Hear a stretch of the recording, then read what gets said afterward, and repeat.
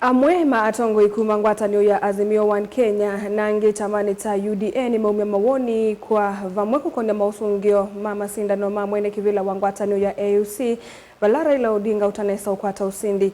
Matongoew'e ni Senate Aaron Cheruiyot na muyumbe Junet Mohamed nimaeleza kana Raila Odinga ni anitie kosa kivila ki na kuvaluka kwake ni waso munene kuilembeta ya Afrika ateo nimekwitikila mausungio asu ingi ni makuli ya Kenya onde kudhocha Raila Odinga va Kenya maimueta Raila atawina kianda kinene maunduni makoneti oteti kate wange boni mutisi anukutuelezea.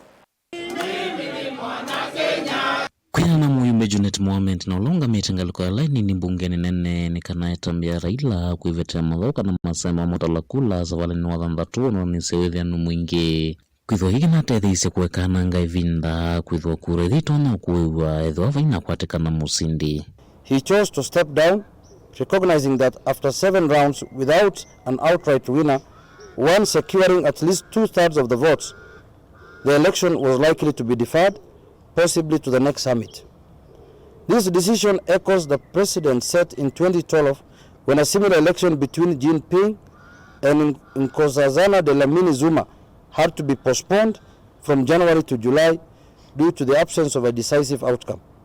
As a true Pan-Africanist, Raila Odinga once again put the interest of the continent before personal ambition, demonstrating statesmanship and unwavering commitment to African unity and progress.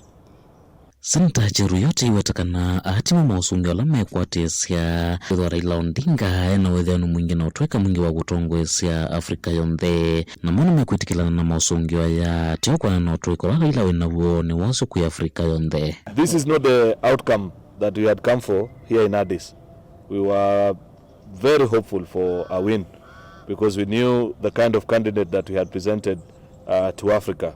We knew that Africa will have benefited immensely from Prime Minister Raila's experience, wisdom, and so many things that he is resolute about in his public life. However, we have come to accept that sometimes elections don't go the way that we had wished them to do. But as a country and as a leadership, we are extremely proud of the journey that he walked. He gave a great account of himself, and every patriotic Kenyan is extremely proud of our Prime Minister. We know that he gave it his best, only that others thought differently from what we had thought as a country, as a region, and those who saw his strength. Kumona kini maendano kadha na utungia muvea ndilenge sionde inongamia na ndia Kenya kumwata mba Raila Odinga. We particularly appreciate all the countries that stood with us in this journey, those that believed in this shared vision of a prosperous and thriving Africa.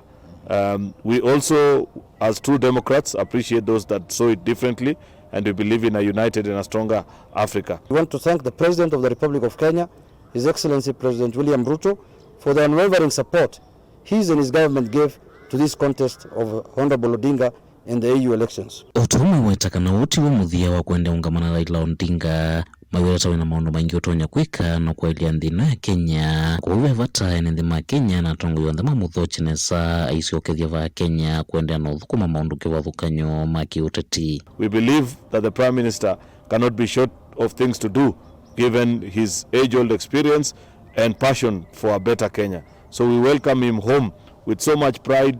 Even though it didn't go in the way that we had intended, we are still very proud of Baba, and we know that Baba still has a lot to offer in Africa and beyond. And so we just say congratulations, Baba. And I foresee in Kenya the union between ODM, UDA and other parties getting even stronger. We call upon all Kenyans to prepare to accord His Excellency Raila Odinga a well-deserved, rousing welcome upon his return. His exemplary leadership and sacrifices in the service of Africa are a source of immense pride for our nation. Mutongoi TV ni Toboni Mutesia.